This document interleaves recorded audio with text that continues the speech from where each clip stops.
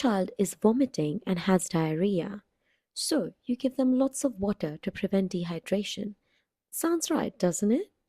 But this is the biggest mistake parents make, and it can actually make things worse. In this video, I'm going to walk you through exactly what to do at home, step by step, so you can safely care for your child at home and know when to worry. Hi, I'm Dr. Shivani. I've worked in pediatrics for several years, and today I'm sharing 7 most important things that every parent should know while caring for a sick child with vomiting and diarrhea at home. Let's get straight to it. First, and this is more important than most people realize, hand hygiene.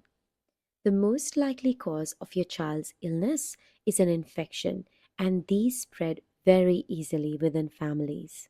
That means that after every nappy change, after cleaning vomit, and helping your child in the bathroom, you need to wash your hands thoroughly with soap. And here's something many people don't know. Sanitizers alone do not actually kill the bugs effectively. Also, be mindful that these bugs can live on bed sheets, floors, pillowcases, toys in the vicinity of your child. Now let's come back to the mistake I talked about earlier.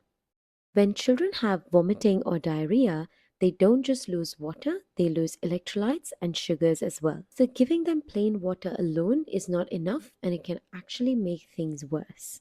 Here's what you should do instead. Mix half cup of water with half cup of apple juice or any other juice that your child prefers. You can also use oral rehydration solution, especially if that's what your child tolerates better. The second big mistake parents commonly make is giving them too much fluid all at once. And it makes complete sense. You want to give them a lot of fluid and to make sure that they're hydrated. But large amount of fluids can actually trigger vomiting and make things worse. Instead, give them small sips every few minutes. Slow and steady is what helps them keep the fluids down. Now let's talk about food, because this is where parents often worry. When your child is sick, they may not feel like eating much, and that's actually okay in the short term. Your main goal right now is hydration, not solid food intake.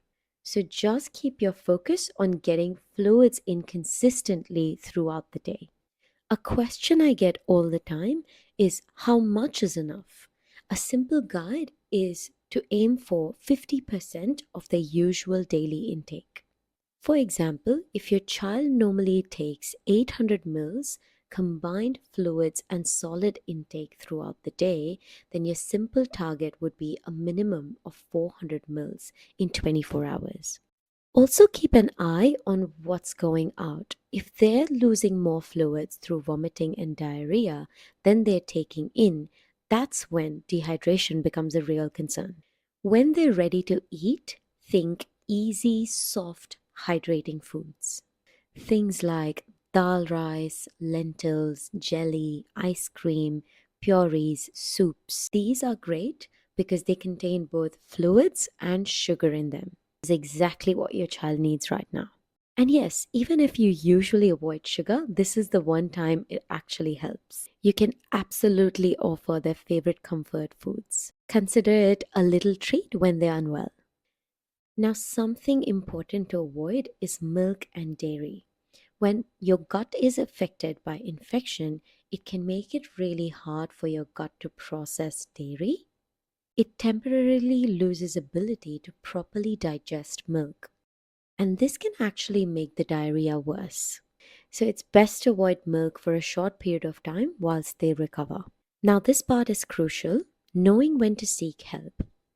Make sure that you bring your child in to see a doctor or to the emergency department if you notice any of these signs. Persistent vomiting despite little sips, extreme sleepiness, lethargy, difficulty waking them up. You notice that they look really weak or that they have severe diarrhea. Other signs of dehydration, that you've noticed that they've not had good wet nappies or they've not peed in the last 24 hours. You notice that they've got eyes that look sunken into their sockets, or you notice dry lips, tongue, or mouth. And most importantly, if something doesn't feel right to you, Trust that instinct and seek medical advice.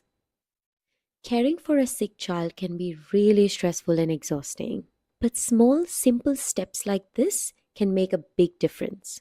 I hope this video helps you feel a little more confident to manage it at home. Thank you for watching. Until next time, be kind to yourself.